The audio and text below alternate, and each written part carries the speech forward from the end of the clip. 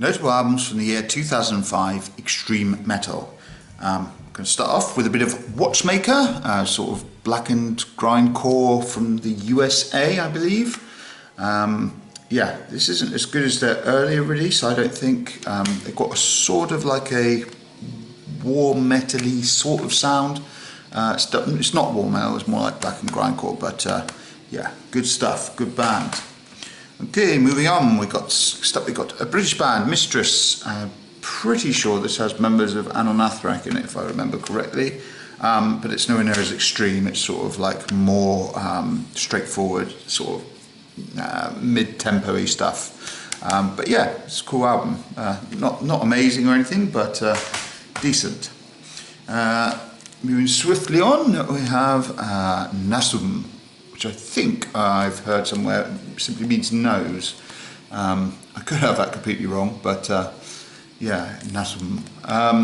In memory of Zico, I think he was called, Zico. Apologies if I'm getting his name wrong. He was tragically killed in the tsunami that hit in the year 2004. This is a lovely release. It's a really big, thick booklet, loads of information in it. Yeah, double disc. Very nice indeed, a nice hardback. Yeah, just a collection of all from the Grind Masters. Next up, we're going to have a bit of Strapping Young Lad. Alien, which is definitely one of their best albums. Yeah, this is a time when mini CDs were a thing. So you get a very little, or DVD that is.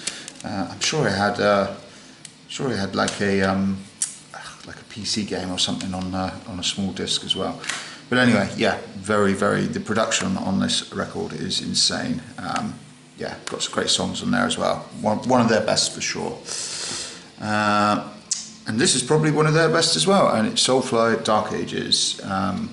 Yeah, there's some really good songs on this one. Frontlines especially sticks out as being really aggressive and much more like thrash metal than the new metal that Soulfly had been known for up to this point. I saw them on this tour, and I had a lovely long sleeve of that artwork. I never knew what happened to that, but yeah, really good album from Soulfly, that one. Okay, you're gonna get much more crazy now. Ebelduath, which are like incredibly, I don't know, like crazy prog, just mental music basically. Very intelligently composed and performed. Yeah, and really pushing the boundaries. Pretty cool layout in the booklet as well. All that sort of spinal snakes all over it. But yeah, if you like more challenging and crazy listens, I definitely recommend checking out Ebelduath, and not just this album. So we're going to go to the other side of the world, Australia, and the Berserker, World of Lies. I think, yeah, at this point, this is when they, yeah, they did loads of these CDs at the time, which were like the double ones. They got a CD on one side and a DVD on the other, but they were always a pain in the ass for basically fucking up, or like if it got scratched, it would mess up both sides. Or not a fan. I'd rather just have a double disc. But yeah, yeah, the Australian grindcore. They had like a bit more of I said All About You. That was a bit more of a catchy song. This is nowhere near as intense as To Simulate, the one before. But it's okay. It's got some decent stuff on there. But yeah, I definitely prefer the earlier, crazier stuff. Oh yes, here we are. Necrophagia, Harvest Ritual Volume 1. Shame there was never a Volume 2, because Volume 1 is excellent. There they are, Killjoy and Co. Yeah, really enjoyed this record. I think, yeah, it's the guy from Psy on keyboards as well. But yeah, just really cool, full of attitude, and yeah, just really good musically as well. It's not like crazy tech or anything, but just really good songs, and with really cool keyboards, and sort of, I don't know, Killjoy's vocals were always sort of his own thing. They were definitely a sort of death metal band, but he had a sort of, well, if you've heard his vocals, this very black metal-y shriek. But yeah, really enjoy that album. That's one of my favourite Necrophagia releases. Next up, the Monolith Death Cult with the White Crematorium. Yes, this has got some.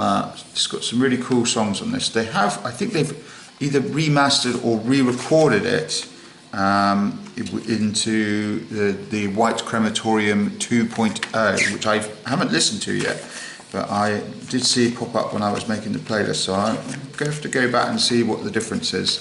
But anyway, yeah, this is a really cool album from a really cool band. That definitely, this is a lot more sort of straightforward death metal than what they would become.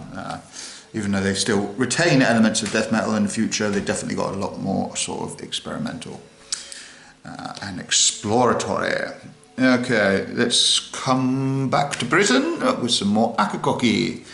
Words that go unspoken, deeds that go undone. Yes, great album.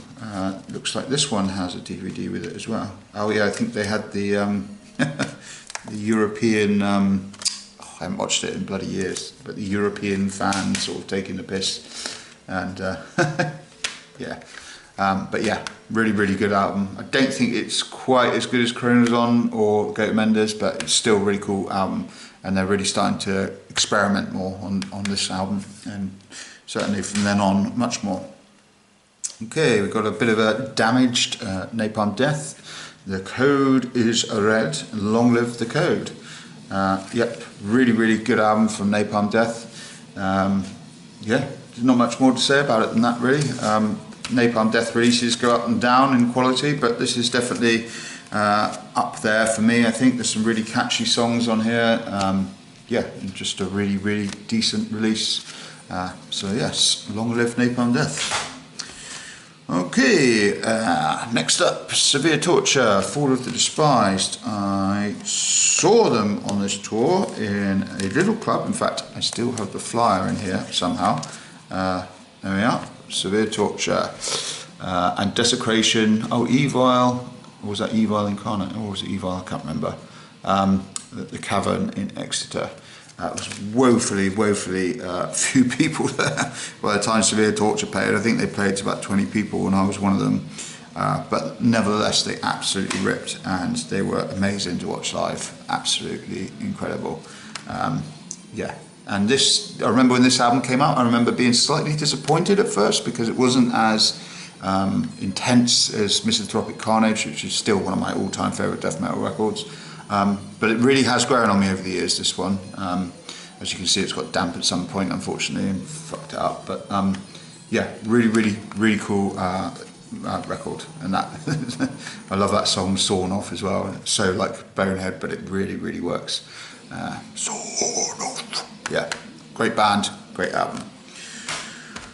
Okay, another great band, another great album.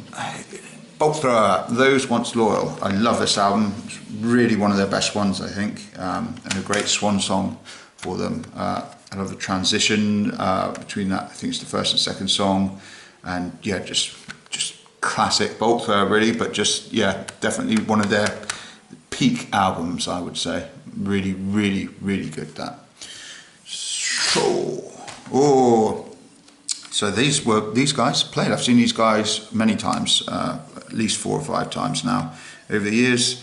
So the Welsh Death Metal Bastards, Desecration. I have no idea what happened to the CD, but it's absolutely minging. I think it like got cooking oil spilt all over it at some point or something. But it definitely suits the music very well. Yeah. This is a really cool album, actually. It's got a bit of a strange production, but I think this could be my favourite Desecration release. Process of Decay. It's a concept album. Well, from what happens when the heart stops beating at track 1 until track 9, Grave Wax. So yeah, you can imagine what all the lyrics and stuff are about. But very cool album, that one. Really like that record.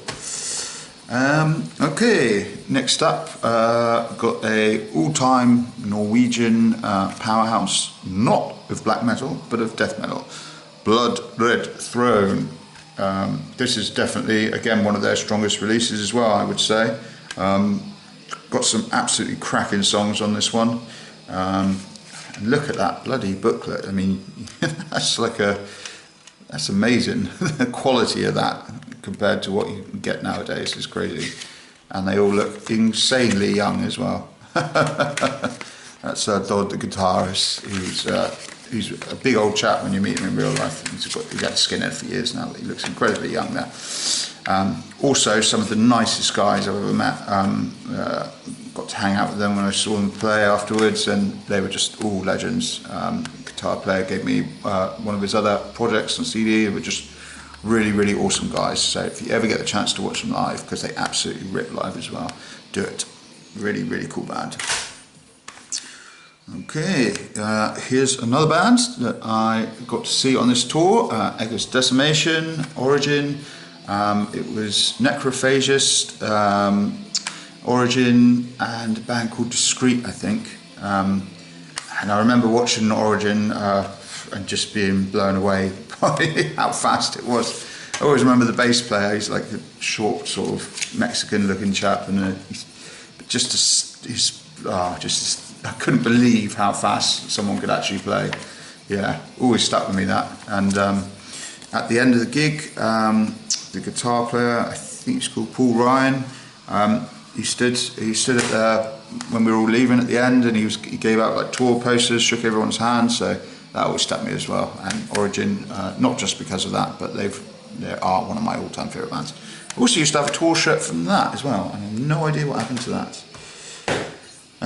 Okay, getting into sort of my top three of 2005. Ones I probably like best, all had the biggest impact on me. So we got Meshuggah, Catch 33. This is the first Meshuggah that I ever bought. Unfortunately, it's got damage over the years. But yeah, really still an amazing piece of music now. Just one long track pretty much. I think it's divided into tracks, but it's like one long journey of super odd timings, and yeah, just mind bending in the only way that Meshuggah can. Yeah, really cool album. But yeah, to be in the right mood to listen to it. Okay, next up, this is probably my favourite 6 Feet Under album. I don't know if it's their best objectively, but I really enjoy this album. It's just cool. It's just cool. It's just heavy. Chris Barnes' vocals are great on it. At this point in his career, in my opinion. Yeah, I just really like it. I don't know why I really like it, but I just really like this album. So it's just cool. It's just cool and heavy and cool. So yeah, and this is probably my favourites, but there's not a lot. I couldn't find the full length on YouTube anyway, so you only get a track. But V28, Soul Saviour. Again, this is one of my favourite bands to release a sort of trilogy of music. I don't know what you call them, like industrial black metal or something, but it's not like full on at all. It's like mid-tempo, well-written songs. Yeah, definitely recommend tracking these guys down and listening to them. Oh, and they got a very nice lady on the cover. So yeah, that about wraps it up for me for 2005. Let me know in the comments what I've missed, if there's anything notable. Just put it in the comments below and I'll be sure to check it out. If I like it enough, I'll add it to the playlist, which should be appearing here somewhere soon. And yeah, that's about it. So I'll see you next week for 2006.